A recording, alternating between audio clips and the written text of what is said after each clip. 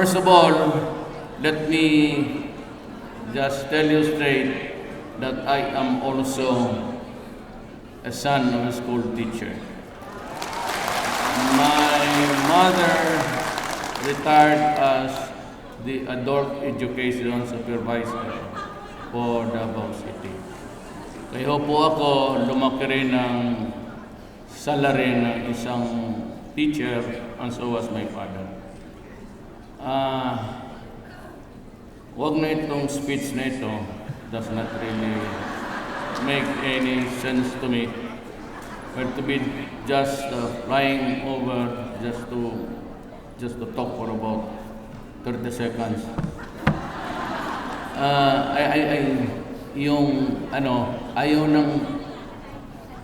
Ayaw ng flash. I do not really know why, but they just don't like it. But I like it actually. But they will discourage everybody, lalo na sa malapit. I really do not know why. I never asked. Well, anyway, let me tell you this. Ang nanay ko po, for the entire teaching career, hindi rin na lumabas sa utang. But at that time, the rates were not really as business-like as today. Meron silang utang pero hindi masyado bugbog sa gaya ngayon. Alam ko na yung iba sa inyo, yung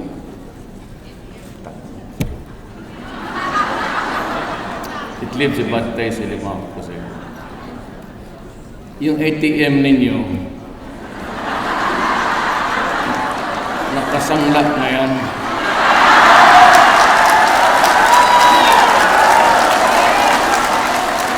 But if I have to tackle the problem, you have just, the entire nation must be in unison. Kasi the only source of income of the government is taxes. And that tax base natin is always computed sa ating wealth of the nation or the current national domestic gross product. Hindi ho tayo maka-imprinta ng pera. We are controlled by the World Bank and the IMF, International Monetary Board. So, ang standard nila is the dollar. If they say that ang peso mo equivalent to dollar is about 49 now, or it might be 52 tomorrow, or it might be 60. Kung laruan tayo ng the capitalist of the world. That is why sabi nyo na mga leftist ako, maybe. Kasi I'm sick and tired of this. We are almost a nation was always been subjugated. In many centuries ago, more than 700 years, yung mga Islam missionaries pumasok sa from the Middle East. They traveled to Afghanistan, Central Asia, down to Thailand, then to Malaysia, Indonesia. And about that time, ang progression ng nila was towards Mindanao.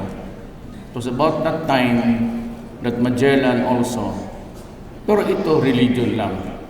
But the Spaniards, came in, brought religion and government. Kaya ako, sensitive ako sa mga issue ng ganon. Especially if they begin to criticize me about the economy or about how I run the country, how I'm desperately trying to protect the Filipino. Meron yan silang values, which to me is very convoluted until now. Kasi they brought in, well, of course, I have nothing against religion. Wala ako dyan. But when they brought the government, they bludgeoned the Filipinos here in Visayas and Luzon. And most of them were already settlements like Candulas, Katunam, Kapulaco. They were almost. But pinatay talaga ito lahat ng mga Kastila. And they are famous for that. Yung Inquisition ng all over the world at that time. Yung witch kind of witch hunt. If you have a mole in your back, you are considered a heretic or something, a witch, and then you are burned at stake. Yun yung kultura nila na inabot natin dito. At noon ang mga Pilipino talagang pinagbubudyakan. You ask the pare. I had a chance to go around a little bit. When I was a congressman, I visited the Federation, Malaysia pa noon, and we were about to perfect Singapore. And Malaysian Federation became known as Malaysia. And I went to the archives at yung territorial talaga. Because by the way, my mother is Mindanao and my father is from Davao City. Talagang pinaluhod tayo. Tapos ngayon, it irritates me to no end to be lectured upon by Europeans and Western world, even America. Kaya ako, diyan ngayon sa Time Magazine, isa daw ako sa mga strongman. Hindi man ako strongman. I have never sent anybody to jail for criticizing me. I said, for all I care, yung security guard, police general, o NPA, o citizen, or a teacher, or a gardener, can criticize me and bullshit me to no end. I will take that. You know why? You are my employer. I am an employee. I am just a government worker. Kayo yung nagsisildo eh. Na ngayon, okay sa akin yan. Ngayon, magsigaw sila dyan, Gabriela, go ahead. Use your freedom of expression. I have never sent anybody to jail for talking or bad-mouthing me. Pero kung foreigner ka, that is another thing. Baski na madre ka, baski na sabihin mo religious ka, ay sabi ko, kisihod na ka kung sino yung Diyos mo, because I have my own God. And your God may not be necessarily mine. May concept ako ng Diyos ko. Same. Pero when you adapt a certain attitude towards a tribe or a race, and in the name of God, ganun rin. Kayong mga Moro dito, do not be offended. Telling you now, I am a Maranao. Ang nanay ko, mestiza. Maranao. Tatay niya, Chinese. So just like any other corrupt believer in Islam, na pati yung, you come up with something like killing infidels who are non-Muslims. When they are even child, hindi tayo, because we are Moro. We are not Arab. Wag tayong pasunod-sunod dyan sa mga gago na yan. They kill for nothing. They destroy for nothing. And then they would like to kill the infidels. And not the infidels, the Christians and others. Gago ka ba? Pati itong Katoliko, gano'n. Mo abuso, and you interfere so much. Ang akala ninyo, yung morality ninyo, ang tama, ang amin, mali. For all you know, pareho tayo. Yung bisyo ko, bisyo mo, may asawa akong pangalawa. 3 naman yung inyong putang ina. Totoo man.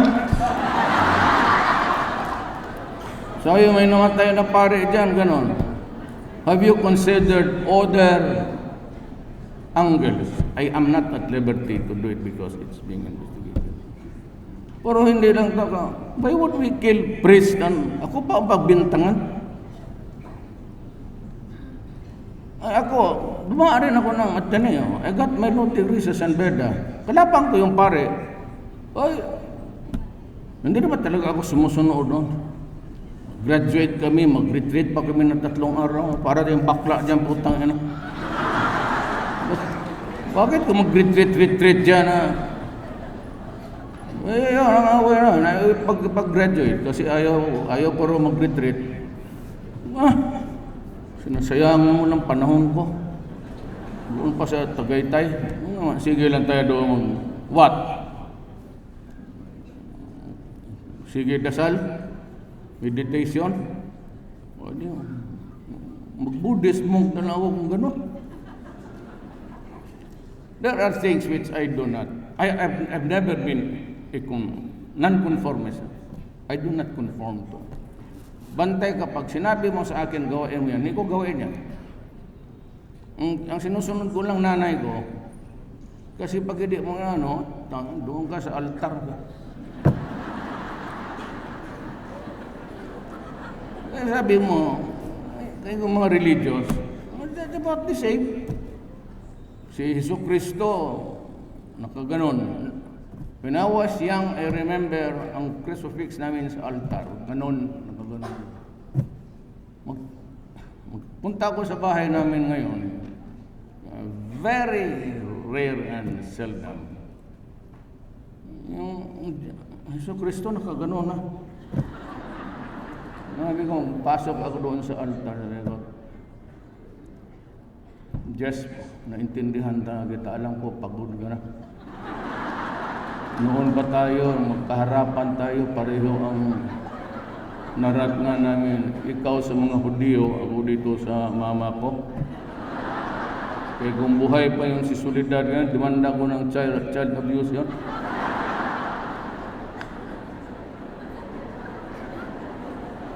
Grabe yung nanay. Baski anong hawakan, oh. But anyway, I love my mother so much. You know why? Kasi she was the only person who kept faith in me. Kung nabuhay sana ang nanay ko, died a few years before, mga 2 years, kung nakita lang sana niya na naging mayor ako. But my father, tumalikod yun sa buhay, sabi niya. May kasabihan kami sa Bisaya. Do, ibig sabihin, adre, hanggang pantalan ka lang. Pag sinabi sa iyo yan, hanggang pantalan, kargador lang ang matapos mo sa buhay. So, tumalikod siya. Yun ang baon niya doon sa universal trip niya. Pagkaalam niya, kargador lang ako. But anyway, one of these days when I would soar the heavenly bodies when I die, and I would meet my father in one corner of the universe, which is really forever, then I tell them that medyo na presidente yung anak mo. Paano ka na? Alam mo, sa totoo lang, baski kayo, alam ko, nobody expected me to win. At I swear by my oath of office, hindi ako nagdaya kailanman kasi wala akong makinarya, wala akong kasi may mga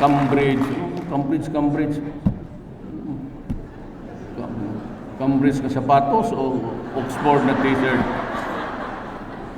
Never had any money. I had about Aimee, then Bataan, si Obet, wala na. Manila, wala akong. But kayo kasi, ang ibig kong sabihin dahil sa inyo, kasi hindi kayo nagdaya. Salamat. Ang dinaya ninyo. And for Cebu, home province ng tatay ko, and even Davao City, where my genes also. And in Marawi, atomic, ko doon, molecules, from Lake Lanao, I got about 74%, but in Cebu, I also got about 2 million votes. Mindanao, Subiri, Nograles, because he's my pamangkin. Yung tatay niya si Speaker, yun ang kalaban ko. Kasi kung hindi lang pinsan ko yung asawa niya, matagal nang patay ang buang niya. Pero, siyempre. And Subiri and a lady na governor. I leave it to your wild imagination. Yung nag-asaba, alam nila yan. And all because it was about love many years ago. Kaya ramihan mo yung mga babae mo. Kasi na yung edad na ko. I'm sorry but I brought along, may kasi kami, may importanteng, we have somebody is here. So I brought along Bernadette Romulo Puyat. She is the Undersecretary of, tumindi ka nga, magpakilala ka lang.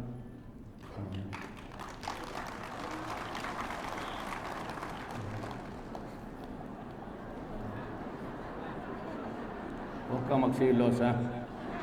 Noon yun. Okay. Maraming nakikinig, nakikiselos rin.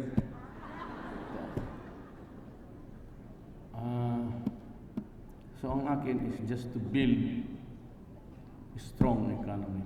That's the only way. Ang inuna ko, ang mga sundalo. Because I was already expecting a bloodbath. Papasok pa lang ako sa kampanya, having been mayor of this city, which is in Mindanao. Alam ko na napuputok. Kaya sabi ko sa mga abogado, doblado ang sweldo nila. Dumating ang panahon na, would you think otherwise if pagkatapos ng Marawi, doon ko pasabihin at marami ng patay, na I will increase your salaries. Pero ang inyo, kayo ang isunod ko.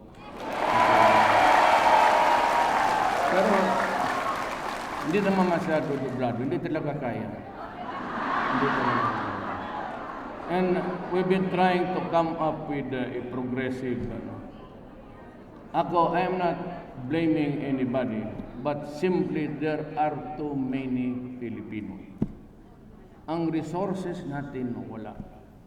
We have given up our prime lands to cash crop. You know, you go, kayo mga taga Mindanao, you go around. Where are the choice real estate sa agriculture? It's been leased, sold, or rented by multinationals. For what? Cash crop. Pineapple, banana. Pati yung upland rice natin, kinalimutan natin. So we are 110, and ito sila Bernal sabi na, we can never be sufficient because we simply lack the land. And we have not been able to develop something else that would give us a more carbo So this rice. So matagal to. Ang aking habol lang dito is the economy is improving, Standard and Poor's is that we are already on the positive. Ibig sabihin yan, ito si, alam mo ni, Berna can explain it better. Anak ito ni Secretary Romulo. Siya si magna cum laude sa UP. She can, alang-alang mag-uwa ako ng bugok, pareho na kaming bugok.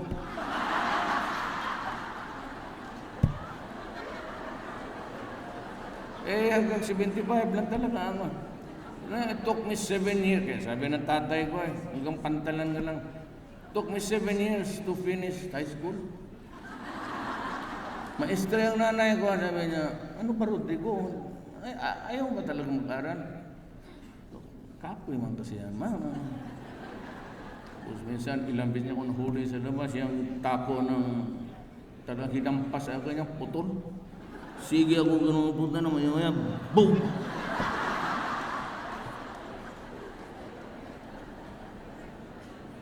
And I remember once, kuwela ako napaalis ako sa Ateneo. Tako ng UM. Sa likod ng UM noon, maraming dyan, tubaan eh. Hindi pa ganun ka-progressive yan. Ginawa ko, talagang lasing na, alas 11 pa, umuwi ako doon. Pupunta na lang sana ako sa pisina ng tatay, matulog ako doon sa baba. Yung inabot, sumuka ako diyan talaga sa estatwa ni Rizal.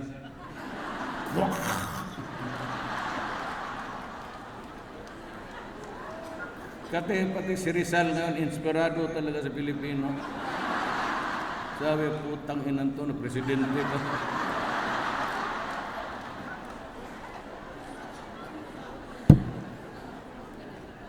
You have just to improve the economy. Now, I'll give you the reason why. Niyan muna, are you ready for a long talk? Chismosa talaga ito.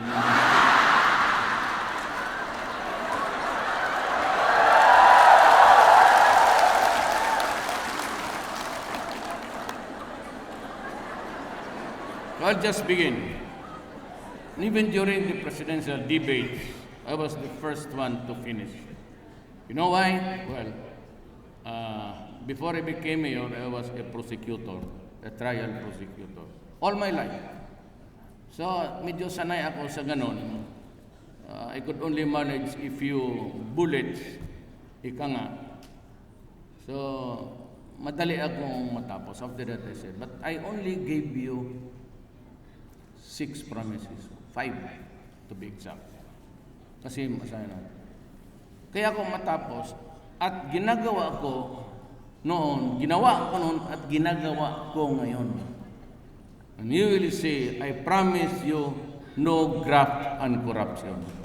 I will not really tolerate it. You know why? I was once a Tanod Bayan special prosecutor. Wala pa yung ombudsman noong panahon ni Marcos, it was called the Tanod Bayan. I was a special prosecutor and I was prosecuting cases in court. Graft and corruption. Mahirap naman pati ako ngayon magtitindig pa ng ganon, accusing you, stealing money.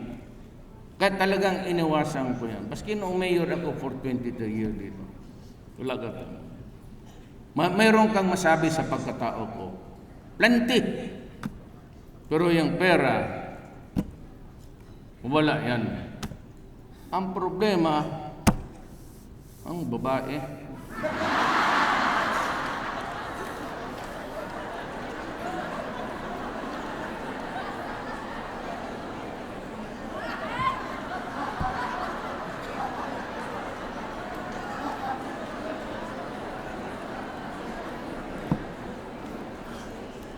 Kaya may asawa ako.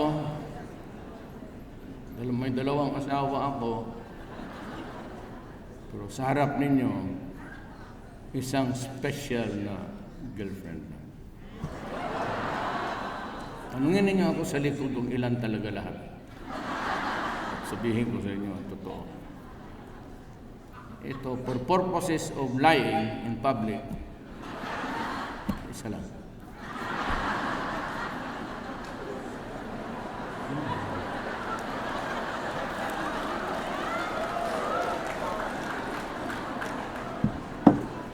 Then I promise you, I will stop crime and drugs. If you have an internet, hanapin ninyo yun doon sa documentaries, Dope. I was viewing it last night. in Baltimore, the capital of drug capital of America, harap-harapan. Parang tiyanggi talaga. Naawa ako sa Amerikano, pati kay Trump. Hindi din na mapigil. Harap-harapan ang transaction. Cocaine, marijuana, heroin. Puto kawawa.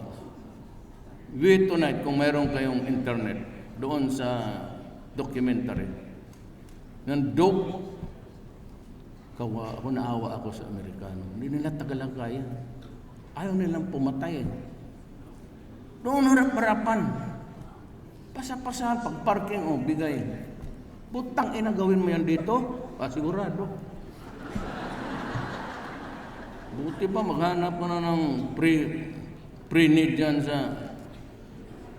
You know, I said when I became mayor, when I ran, I said, and I said it when I was president, do not destroy my country because I will kill you. Yung hindi naniwala niyan, talaga, wala akong magawa. Sabi ko, do not destroy the young of the land because I will really kill you. Period. Bakit ko hindi gawin yan? Huwag tayo magbulan. How much will you receive if you retire? And me? Mine would be about siguro 9 million. Peg to the highest salary. Presidente ako, I get but 200. Meron akong, takal ako sa gobyerno. But itong mga sundalo, okay, mag-retire kayo ng 60. Magkano lang makuha mong pension? Would that last 60 tapos buhayin ka ng another ng Panginoong Diyos? 10 to 15 years? 70, 80, 70. Magkasya kaya yan.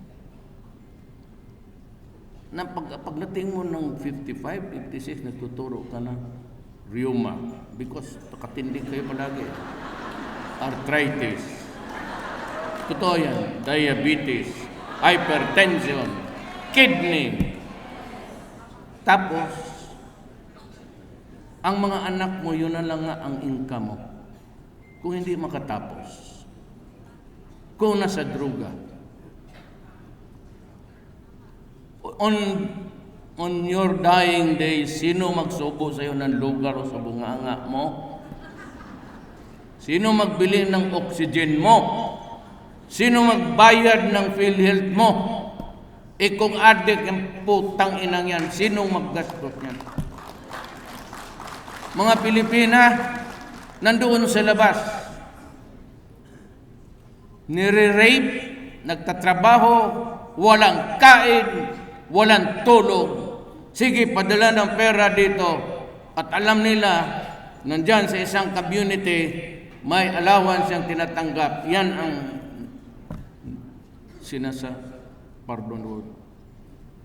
hanggang bumigay yung bata.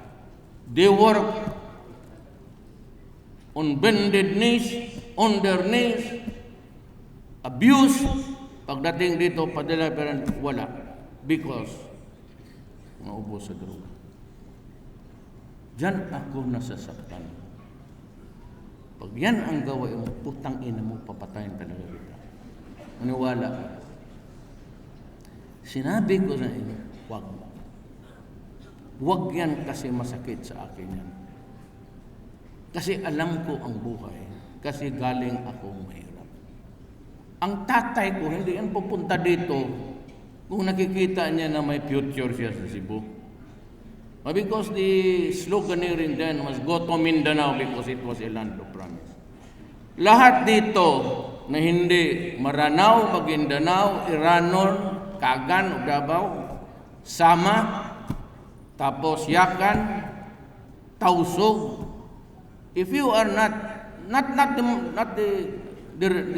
Islam, but yun ang native dito.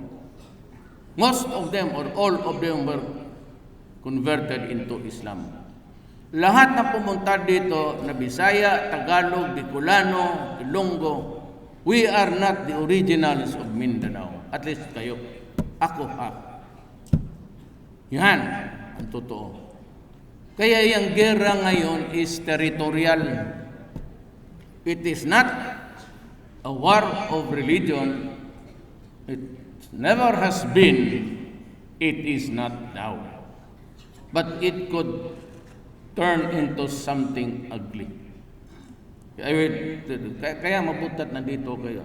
Ma-explain ko naman. It is a sizable crowd. Anyway yun. Druga. Hindi ko talaga masigmuran. Human rights. Tangin lang pakialam sa inyo. You take care of your own country. We have so many problems. Si Sister, what's her name, bro? With due respect, may problema ka sa Australia. Yung migrants na galing lumulutang dyan ng ilang buwan, when they finally were able to reach the shores of Australia, you drove them away. What happened to the Aborigines there? How did your fathers treated them? The American Indians. Tapos kung magturo-turo kayo ng, no, when you come to equity, you must come with a clean hand. If you want justice, ikaw mismo must practice justice. You have no business demanding from other tribes or other nations when you are yourself a son of a bitch.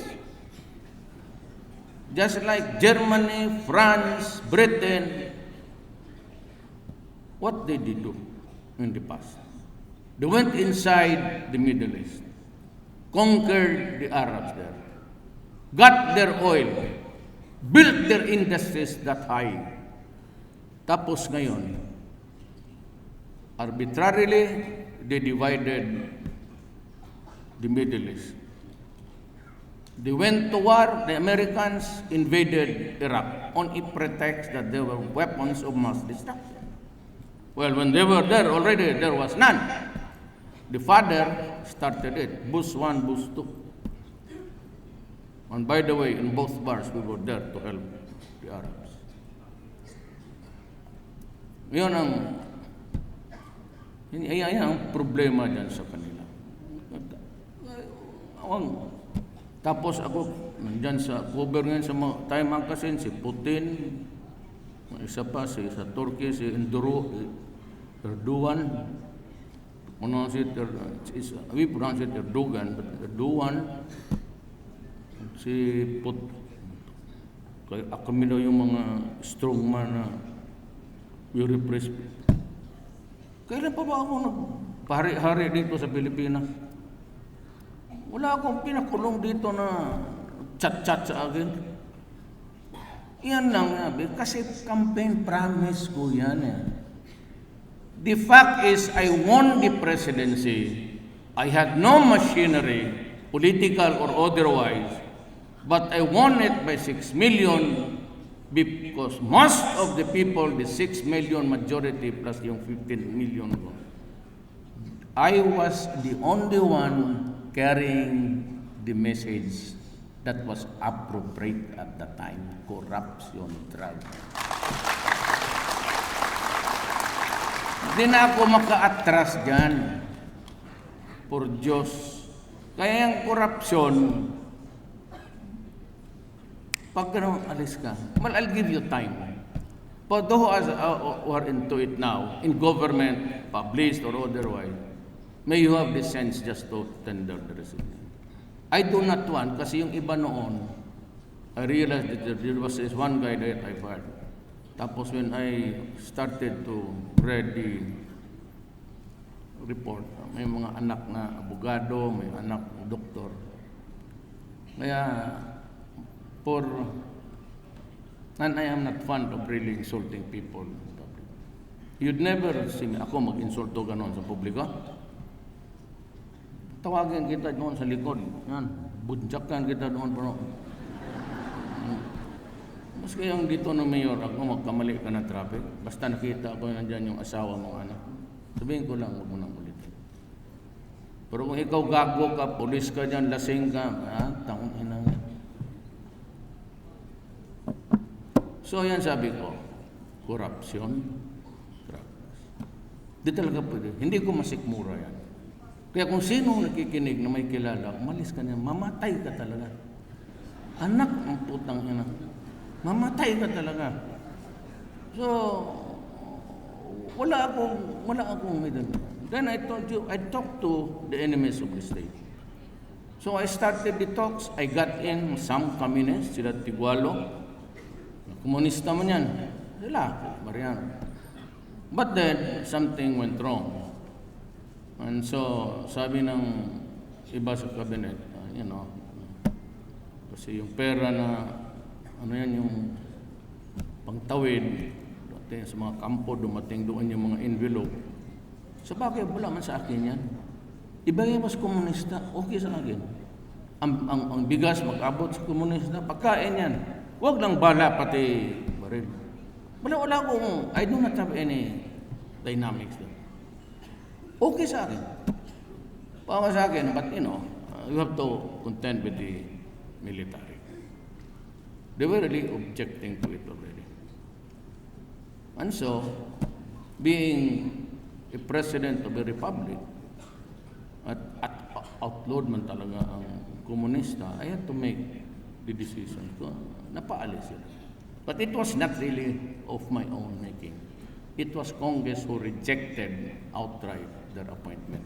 Kasi kailangan may concurrence ng Congress. But I tried.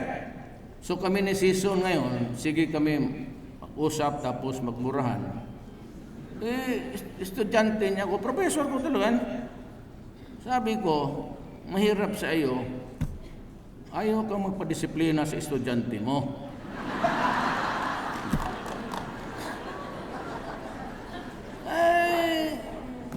Ganun ang buhay. Once upon a time, I was filled with idealism. Yan ang buhay. You are challenged by what you see, the multitude of people, poverty. Ako, it's always question. At the end of the day, if we talk all the problems about the world, about our country, it's poverty. Poverty talaga. Kaya kung lahat lang may trabaho, well, yung drugs, kagaya ng Amerika, iba yan. Kung maawa ka lang there was an interview between parang mag-asawa sila. Tapos maya may lalaking gagamitin yung asawa niya, akyat lang sa ito. What a miserable life. Naawa ako sa Amerika, sa totoo lang. So I can understand Trump. Nag-declare yan siya ng emergency. Tingnan mo yung mga putang inang itong mga human rights nito. Si Bato, tokang is tok-tok sa Bisaya. Tok-tok niya sa Bisaya. Plus, hang kasi hangyo. Ano ba Tagalog yung yawa? Kasi Tagalog yung yawa.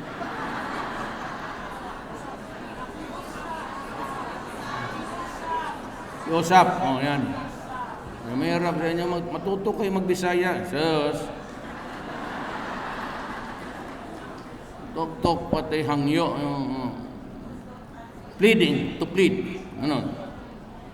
So, they criticize Bato. Then, recently, FBI was able to seize or confiscate an apparatus of dark website. Tawag nila. Nalabas lahat yung mga transaction doon sa cartel and the names of those yung mga supplier. Alam mo ginawa ng Amerika, they continue with the business and when it was the right time, huli sila. Anong ginawa nila? Tukhang rin. Tapos sabi nila si Bato, kawawa naman noon, violator ng human rights. Yung the hypocrisy of ito. Kaya ayaw ko sila. Gusto ko, when you come to face with them. Do not, yung parang you sport to be to cavalier fashion of saying it. Yung pala isa kang tarantado. Sabi ko nga, he who comes to equity must come with clean hands. So ngayon nag-usap kami sabi ko, one last try. Sabi ko sa military, I am not a soldier, I am not a policeman. I am a president who must seek out peace because we cannot fight forever. I cannot kill my own countrymen for all time. So my 60 days, sabi ko kay Season, come home, do not ask me to go there. Ang ating pinag-awayan, itong Pilipinas na to, dito tayo magtapos. Come back here. I will spend for your lahat trip. I will spend for everything. Lodging mo na. And we'll talk for a very small window of 60 days. Then, in the fullness of God's time, we might be able to reach a deal. Ang MIM start to talk. MN, sino sabi niya, well, give us time to think about it, sleep on it, and the President also para makahanap siya. But at least there is a temporary truce. Now, the only thing bothering us now is terrorism. Terrorism is, they are using Islam in a very corrupt manner. So I'm doing it. Corruption, drugs, I'm talking to our enemies. Sabi ko, hindi ako makialam. Now, for the information of all, you can ask anybody for that matter. Walang transaction sa gobyerno na umaabot sa mesa. Pag ikaw, Department Secretary ka si Briones, I do not ask Briones how to run her business. I would just listen. I never direct. So what's your problem? Ganito. Well, I try to find a solution. It's always money. So, nagsishare ako kay Ben. Ngayon ako, nandyan na yan siya. So Sir Ben. It's the only one na nagsishare ako. Sabi ko, Sir Ben, Sunny Dominguez. Sunny Dominguez is my kababata. We grow up together. Dito sa Davao. And he's bright. Valedictorian yan since kindergarten. Nauna na lang yan doon siya sa ako nagpaiwan. 7 years nga ako. You know, alam mo kung saan ako nag-graduate ng high school? It used to be one big Davao. Wala naman akong ibig sabihin, but it was only one big Davao. My father was the governor. He was the last elected na isang Davao pa. Now it's Davao del Sur, Oriental, Norte, then you have Occidental, then you have Kumpal Valley and Davao City. Doon ako nag-graduate on sa municipality of Tigos. Doon ako umabot. Ang layo. And the brothers of the Sacred Heart, mga Canadians, parang missionary educators, they were really, wala kang alam. They were, so I could not even write a straight essay. What they asked me to do was, after alas 5, this misa, I had to study for 4 more hours sa library. And they required me to memorize the dictionary. Kaya paglabas ko sa doon, ang husay ko na sa the hardest noon ng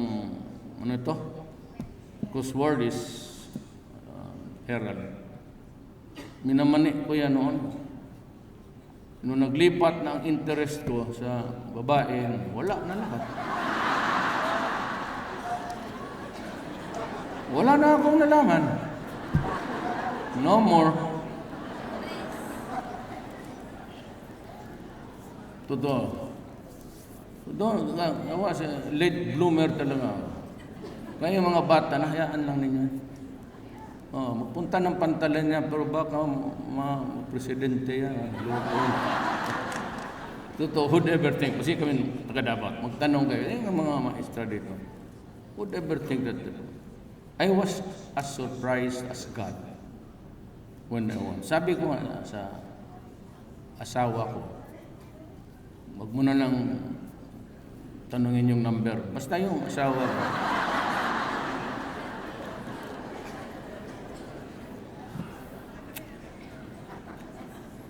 Alam mo mga kumadre, kumpadre, kung mismong sakyanan, bakal yan. May reserba. Tao pa kaya?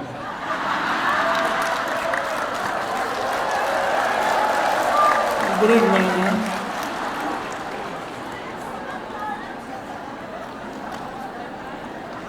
Hindi na tumatawa si Berna.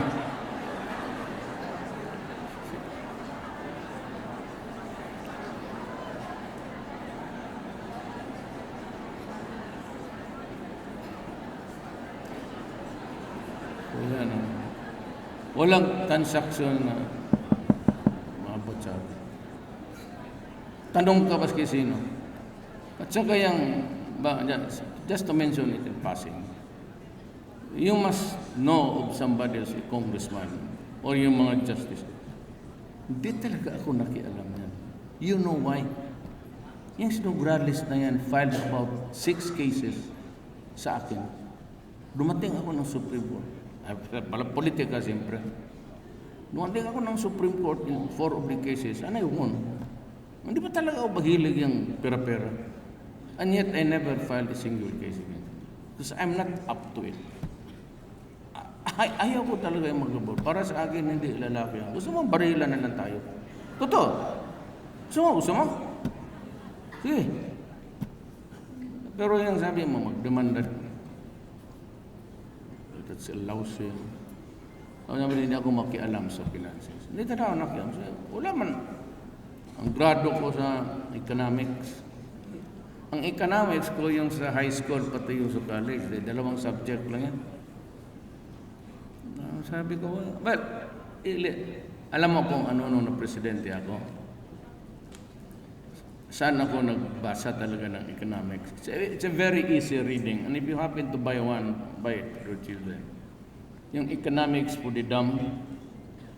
May libro yan. Yung simple lang talaga. So I read, then after reading the basics again, kasi pag-alaala ko, bumagsak pa ako ng economics. Wala mong hilig dyan sa negosyo. At saka yung fail in that statistics. Tsaka yung legal accounting. Payment, 500.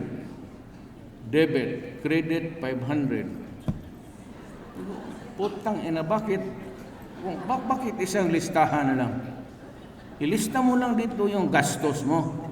Huwag na yung paulit-ulit doon. Nakakahilo eh. Ikaw na, magna ka man. Bakit ganun? 600 due to X, debit, credit.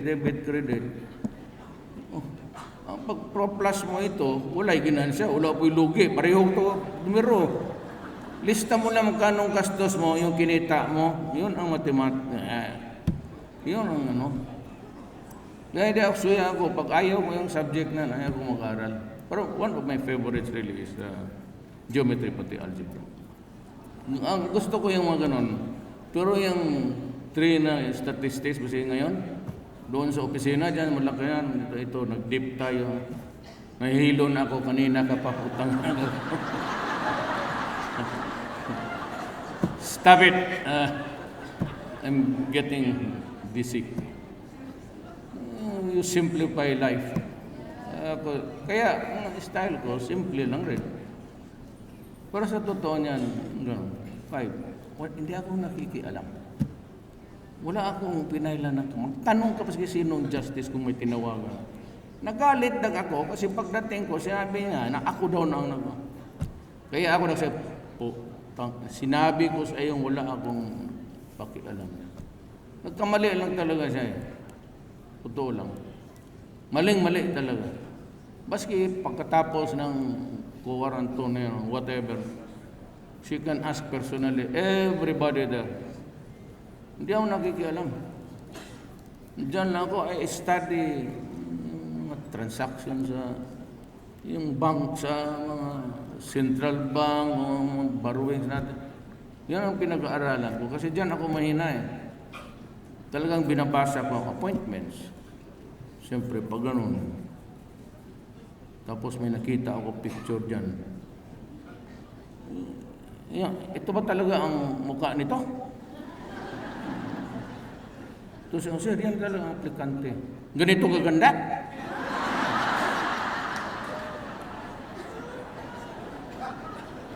Papuntahin mo sa opisina.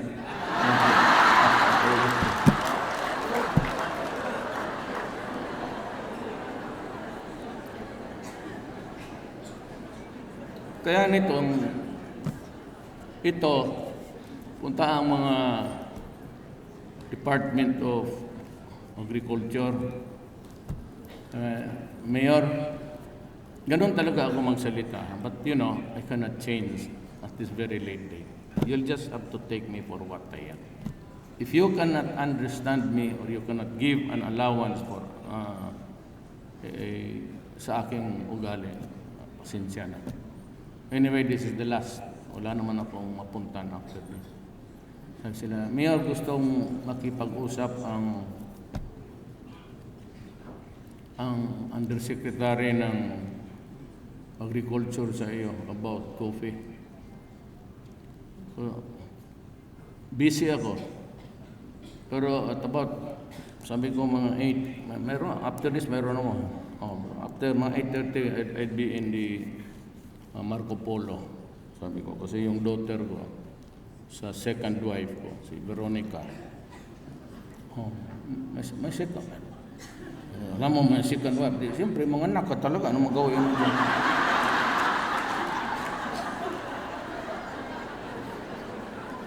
Well, anyway, nandyan ako.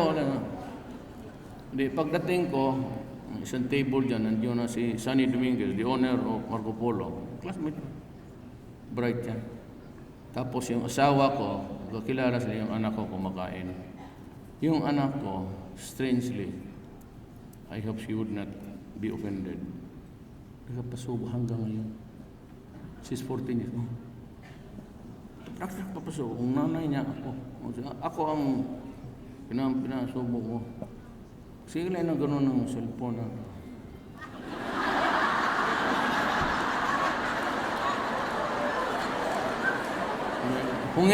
Hungit yan sa Bisaya. So, pagpasok ko, nandoon yung isang table na prepared. May mga bakante. Hindi ka, good evening, Mayor. Sana yung ninyo, Undersecretary nyo. So, wala pa coming. Anong coming? Coming na coming o she's coming? Maraming coming dito, ha? That word is very dangerous. So, will she be here? Wala palanding na. Saan? Palanding? Sa airport o sa kama? Tangina nga, sabi ko, hindi ako magtagal kasi pakainin ko lang itong anak ko. Ganun ako magsalita. Medyo tulirek na pagod.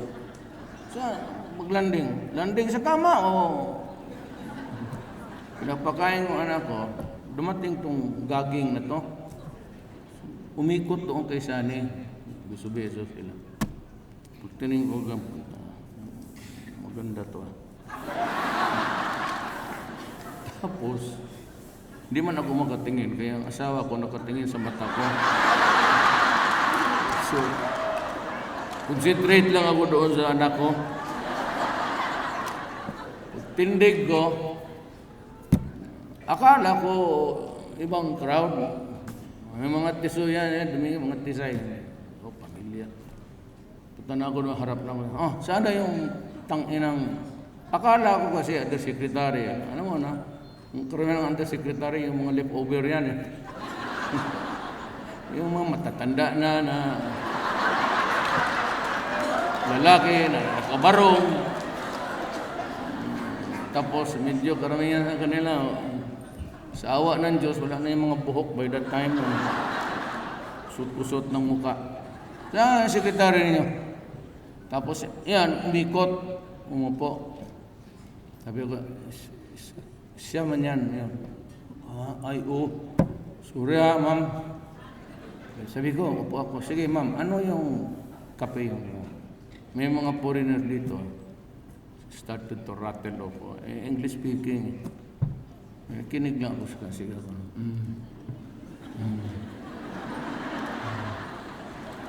Tapos sabi ko, so okay yan, Mayor? So anong okay? So, sinabi ko, ulitin mo, hindi ako nakinig kanina.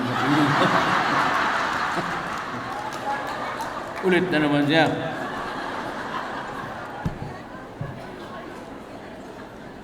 So yun. Tapos na doon kami sa Kibato. Sige na ako, ano sa kanya, bulong. Kailan ka uwi? Huwag muna.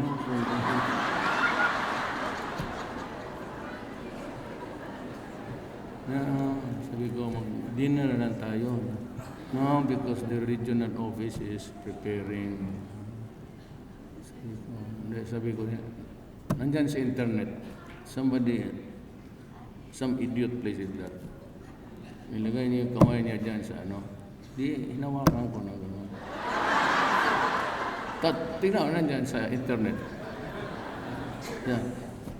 Sige siya gano'n, nihila niya. What are you doing?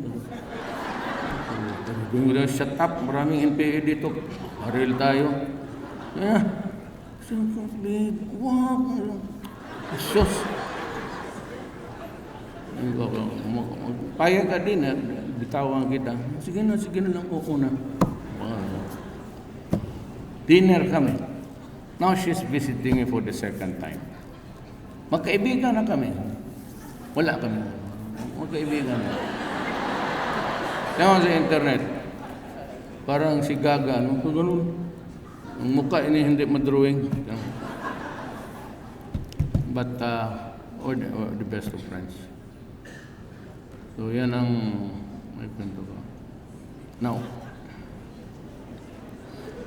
you guys, kayong mga Moro, kinig sa akin na.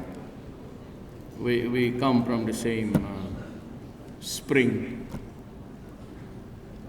Alam mo, huwag nating sundin yung Arabo. Do not allow ISIS, fundamentally Arabs, to influence the culture of the Moro, who are fundamentally also of the Malay race. We got the Islam, it's good, it is a way of life, it is civilized, it is a kind religion, as a matter of fact, I think, the best religion. Now,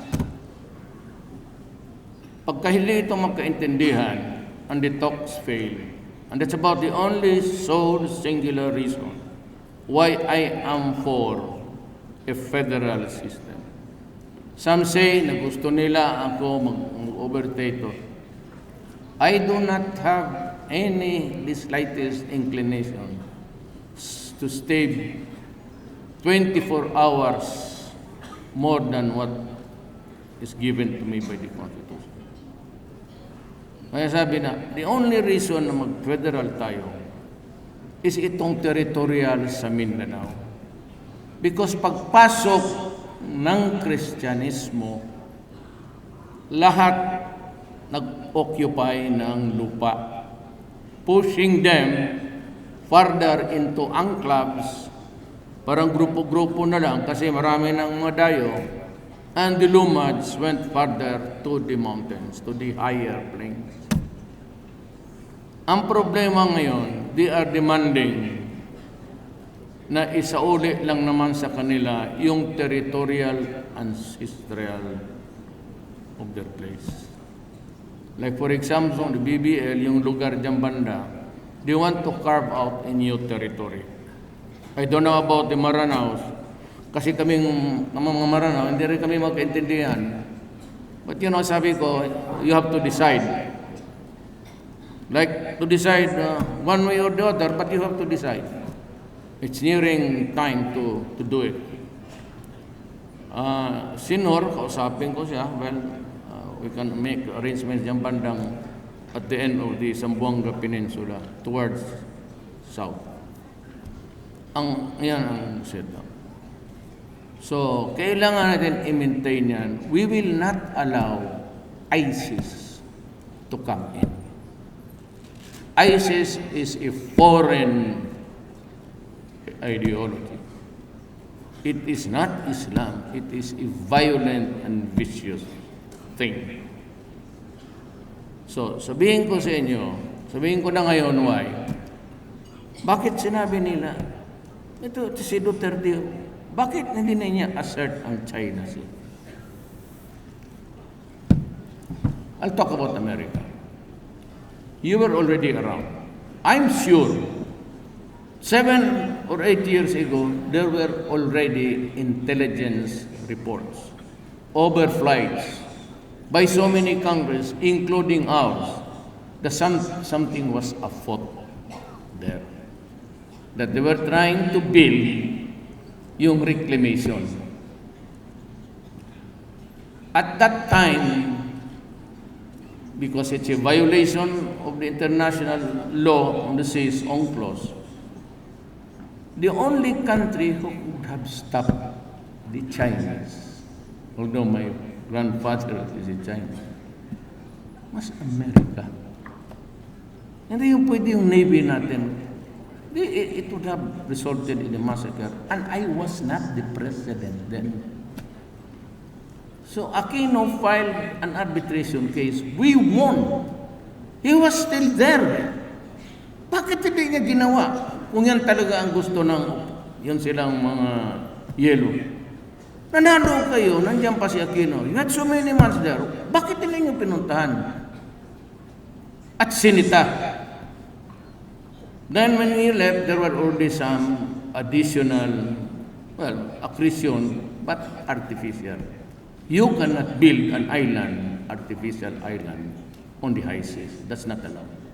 And the only country who could have stopped them is America. Mayroon bang 7th fleet dito? Eh di pinarking sana niya yung barko niya at sinita nila. But what's funny is America, silipin ninyong mabuti. Kaya galit ako eh. And if I die, pag pumutok yung aeroplano ko o na-roadside ako, you can be sure it's the CIA. Walang ginawa at hinayaan nila. And when sige nang build doon. Ako naman, I was assessing. If I go there with the Marines first, then the police and the soldiers, the army, could massacre. I would just have allowed the killing of my soldiers and policemen. Ang armada nila, wala tayo.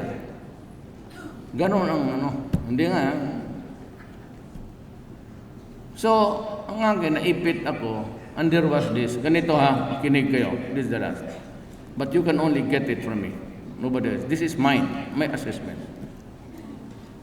Ang ISIS is running out of landmass in the Middle East. Pinagpapatay na rin sila doon eh. Ngayon, they would seek sanctuary somewhere else. Naturally, kung mamili sila, it has to be where there are Muslims. Parang NPA, may masa. So, saan man dito? Kung gusto, if they want to wage war, where will they do it? In Malaysia? Puro Muslim. In Indonesia? Brunei. Tapos sabi na, we want to kill all infidels. Where would you find the so many infidels you want to kill? Mindanao. Dito mag-umpisa yan. Nandito yung infidels. Pati yung mga muro na hindi man susunod sa kanila. Yan ang mga muro yan, Pilipino yan. The infidels are the non-Muslims. Dito yan. So ngayon, bakit si Duterte would not assert? In the first place, about the main reason is that it would result in a massacre. Tangina nga. Maubos talaga. Ang Manila, ang the nearest military airport ng China is only 17 minutes away. If you declare war, pulpog tayo lahat. Well, that is the reality of it all. Now, why? Kasi nung una, nagbili ako ng armas because alam ko na, I said before the election, puputok to. So we ordered arms, 23,000 for the police. There are many arms. Pero by the so many thousands na dumadaan dyan sa barrel na yan, pugpog na yan, wala ng direction. You know, there's a tawag nila land pati groups. Kaya it has a steady trajectory. Kaya lumalabas yan sa barrel, umiikot yung bala at high speed. Hindi mo maano. Kaya it has its own wind. So, baski na yung mahangin, diretso-diretso yan kasi may sarili siya. May sarili siyang makina and that is yung paglabas niya time to change kasi alam ko matagal na. Mga 1972 pa yung mga armas ng pulis. Nag-order ako only to sabi ng Amerikana, no, we will not deliver because some of their congressmen and senators objected. Ganon ang Amerika halos tabla, in parity. It's always in parity yung presidency pati Congress. So, naiging inutil. So, wala akong maisip, pumunta ako, sabi ko, punta akong China. Magbili na lang ako, sabi ko, wala akong pera. Can you give me a liberal schedule of payments? Maybe 25, 30 years, may grace period. Kinig si Xi Jinping, sabi niya, don't worry. I'll give it to you for free. Tapos, medyo kulang, maghingi ka lang rin, pumunta akong Russia. Tapos sabi, kikinig si Putin sa akin. And that was the day pumutok na ang Marawi. So, do not worry, I'll give you. So, to this day, ni papel o lapis walang hiningi ang China pati Russia. At sinabi ko sa kanila, I am not ready to enter into military alliances.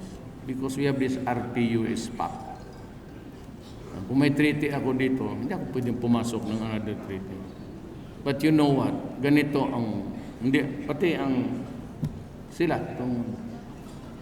bakit ko nilagay dyan? Mas mabuti nang may garanti ako. Kung tutulong man ang Amerika, which I doubt, meron sila yung mga missile. Pero yung foot soldiers, ang Amerika allergic na dyan. They have lost so many wars. So yung China said, we will protect you. We will not allow the Philippines to be destroyed. Nandito lang kami at kung gusto mo, anytime, tawagan mo. Meron ng Amerika says that's going to protect us. Sabi ko, sige, diyan ka lang, malayo ka na. I know the paradigm of the Americans. They're deathly afraid of war. But China, kasi when you talk to itong China, Russia, isang salita lang. We will be there. Pa Amerika, ito mga Italy, wala yan. Mga puting itlog. Ito. Takot na lang yan mamatay. Kanila yung mga arms. And that's the funny thing. They keep on criticizing us for go to war. And yet they are building the war machinery to sell us. Yan ang nakakatawa sa. Where do we get the bullets, the gun? From them, from the Americans. So that is the geopolitics of it all. Diyan ko lang, teka lang dyan, ha? But sinabi ko, in a bilateral meeting the first time I went there, sinabi ko na diretso, wala akong ginawa. In front of my cabinet members, full cabinet members, nag-bilateral kami, harap-harapan. Andiyan na sila, Anyo, Chief of Staff, sila Lorenzana, si Esperon, na si Kerwin. Sinabi ko siya, I will go there to dig my oil. Yan ang ginamit ko, dig. Sabi ni Xi Jinping, you know, we're soft-spoken one. We just found our new friendship. Let us not spoil it at one, in a jiffy. So, do not go there forcefully because there might be trouble. Ngayon, kayong mga in-chief, if you know that, when they say trouble, it's violence. Yeah. Kaya sabi ko, not at this time. But remember,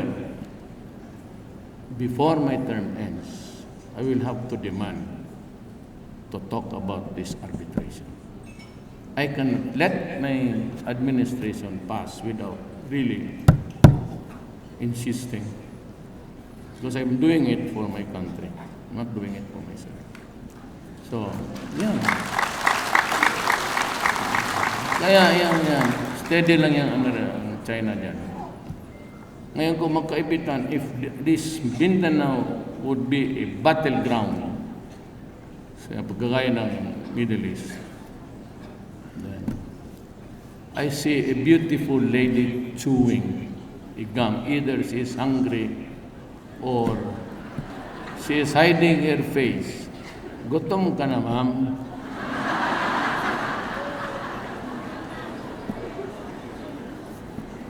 You've been chewing since, I know you're hungry, so I have to go. Because, over there is been chewing.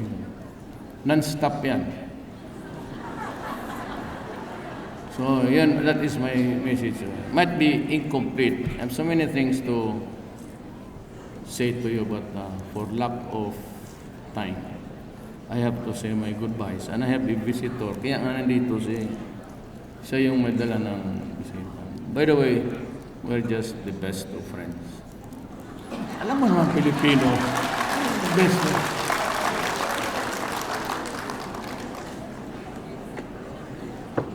It's actually Bernadette Romulo Puyat. Yung mga Puyat.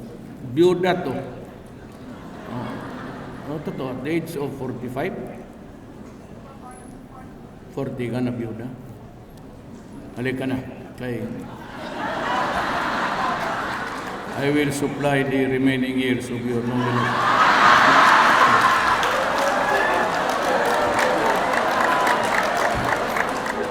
Zero lang yan. I have to go. Salamat, ha. Remember the economy. Pag nag-improve yan, kayo ang sunod. Honest. Katayo na yan.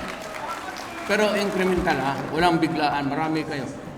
You are more, 5 times more or 7 times more than the soldiers. Thank you.